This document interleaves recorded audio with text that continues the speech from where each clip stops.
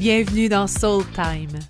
Je m'appelle Julie-André Desroches et pendant quelques jours, je te propose une série très spéciale. Une série intime où je te partage des fragments de mon chemin.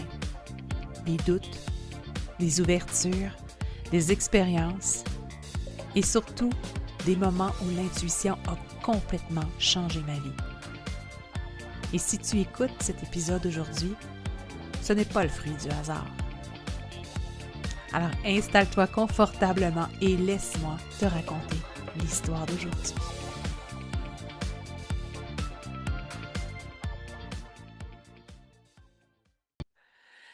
Bonjour à vous, tellement heureuse de te retrouver dans des épisodes spéciaux, une édition spéciale de Soul Time.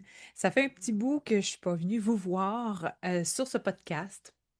Je respecte le flow créatif, le flow de vouloir sortir ou dire des choses, avoir à dire des choses. Alors ici maintenant, je me suis dit, tiens, faisons une édition spéciale de cette rencontre où ce qu'on pourra justement parler de, des expériences que j'ai vécues, des expériences qui m'ont aidé à développer au niveau, à réveiller mes sens, à réveiller ma spiritualité, à réveiller mon intuition, à réveiller mes dons, à aller dans cette autre dimension-là et de garder, de développer une posture à travers tout ça. Parce que mon désir, mon grand désir, c'est que tu sois toi aussi aligné avec tout ça. Si tu ne me connais pas déjà, je me présente, mon nom c'est Julie-André Desroches, je suis mentor spirituel et leader intuitive et je suis la fondatrice de l'Institut Synergie Sacrée. Synergie Sacrée, c'est un soin, à la base, c'est un soin énergétique très puissant qui a été créé, qui a été canalisé avec l'énergie atlante et druidique, qui nous permet aussi d'évoluer à travers le temps, l'espace et son soi-même et son alignement. Alors voilà. Donc, j'avais le goût de te parler brièvement de ce contexte-là, de, de comment c'est venu pour moi de ressentir. Bon, je suis née dans la potion magique. Je suis née dans la potion magique. Je suis née dans, dans une famille qui m'ont jamais questionné sur ce que je sentais, je voyais et j'entendais. Donc, j'ai eu cette chance-là. Bon, j'ai eu d'autres aventures quand même, mais, euh, mais qui, j'ai eu des parents qui m'ont permis, qui m'ont aidé, puis qui m'ont appuyé dans ce que je voyais. Pas trop, mais juste assez. Donc, c'était parfait pour comprendre qu'il se passait vraiment quelque chose. C'est pas si nécessairement que j'ai gardé ça et comme un outil incroyable. J'ai même fermé un jour et j'ai décidé de plus rien voir. Et là, lorsque je te parle de ces expériences-là pendant ces 7 jours-là, c'est des expériences qui ont arrivé dans la mi-trentaine, dans la trentaine en fait, dans la jeune trentaine, oui. Parce qu'un jour, c'est comme ça. On voit quand on est enfant et c'est complètement normal. Et un autre jour, on ne voit plus. Et, et on ferme à tout.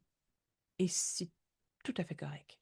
C'est tout à fait correct. Ça fait partie du cheminement normal, de tout ce qu'on avait à voir, tout ce qu'on a à faire, tout ce qu'on a à ressentir et être. Alors voilà. Donc, euh, il y a des premières fois aussi qui fait que tu te dis, voyons, il se passe quelque chose, puis il me semble que j'ai ressenti quelque chose, puis il me semble que j'ai vu quelque chose. Puis, étant donné que tu es dans la vie normale, tu es dans le flot du quotidien, ben tu fais ah, hop, tu continues ton chemin.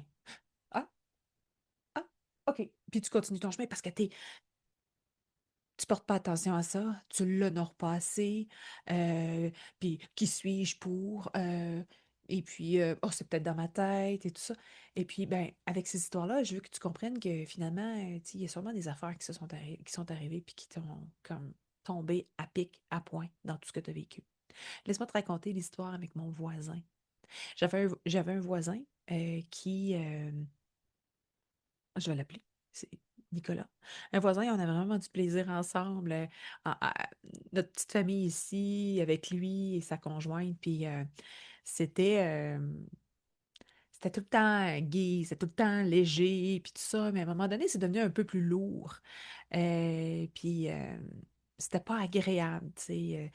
Il y avait un problème de santé mentale, mais on le savait pas. Ça ne nous avait pas été dit, il l'avait caché, puis c'est bien correct.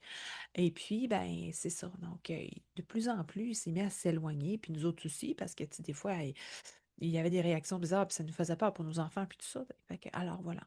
Donc, mais toujours, j'habite en campagne, puis il n'y a pas beaucoup de maisons.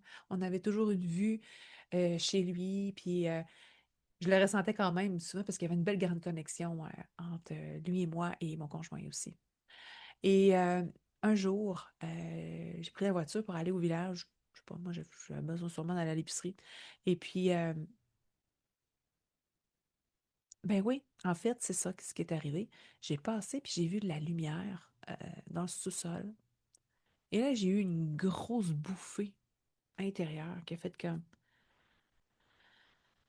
il y a quelque chose de pas normal. Quelque chose de pas normal. Nicolas va pas bien. Puis ça m'est resté. J'ai continué mon chemin, mais j'ai continué à faire ce que j'avais à faire. Ça m'est resté, mais pas à... Je me suis dit, bon, écoute, on se parlait plus. Donc, on n'avait pas... c'était comme déplacé de l'appeler puis de dire, allô, comment vas-tu? Qu'est-ce qui se passe? Est-ce que tu t'en sors et tout ça? Fait que euh, j'ai pas fait ça. Puis je me suis dit, bon, c'est peut-être dans ma tête aussi, hein, comme la plupart des choses. Et puis, mais cette sensation-là est restée. Et le lendemain matin, on s'est levé. Et puis, il y avait des ambulances chez Nicolas. Ouais, il s'était enlevé la vie. Ouais, très intense. C'est très intense comme sensation parce que là, tu fais fuck, excusez, merde, je l'ai vu, je l'ai su, j'ai entendu qu'il s'est passé quelque chose, puis je ne l'ai pas écouté. Alors, ça m'a fait une grande remise en question. Ça m'a ramené dans des émotions pas agréables, de la culpabilité, qu'est-ce que j'aurais pu faire, est-ce que j'aurais pu faire quelque chose, puis on le ravale, on le ravale, on le ravale, puis on se dit, pff, je verrai ça un autre jour, je verrai ça plus tard. Mais à un moment donné, ça vient que ça respire à travers soi. Et ces culpabilités-là, ben, ça reste. Fait que le message que j'ai besoin de te dire avec tout ça, avec cette expérience-là que je te raconte, c'est que l'intuition, ça crie pas. Ça ne crie pas dans tes oreilles. Ça chuchote. Et surtout lorsque tu ne lui laisses pas assez de place, ça chuchote encore moins fort. Mais plus tu lui laisses de place, son chuchotement, tu l'entends. Et tu lui laisses de plus en plus de place. Cette expérience-là, un suicide,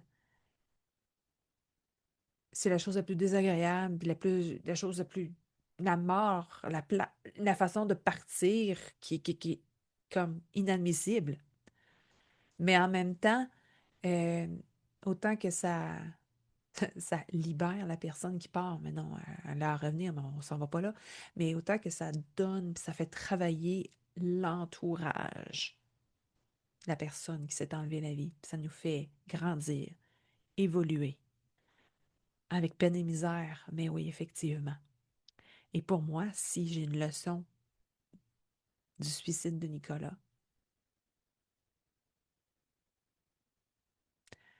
c'est que la prochaine fois que je vais entendre quelque chose comme ça, une information comme ça, je vais l'écouter.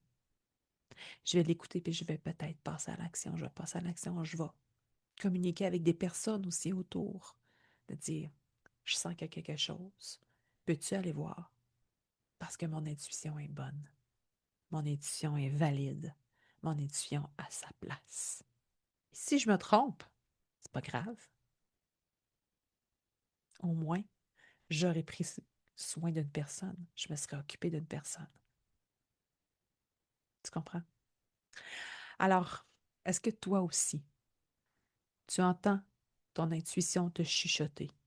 Est-ce que toi aussi, tu ne lui fais pas confiance? J'aimerais ça te lire dans les commentaires. Je te remercie de ton écoute, puis on se revoit demain pour une autre épisode de cette édition spéciale de Soul Time.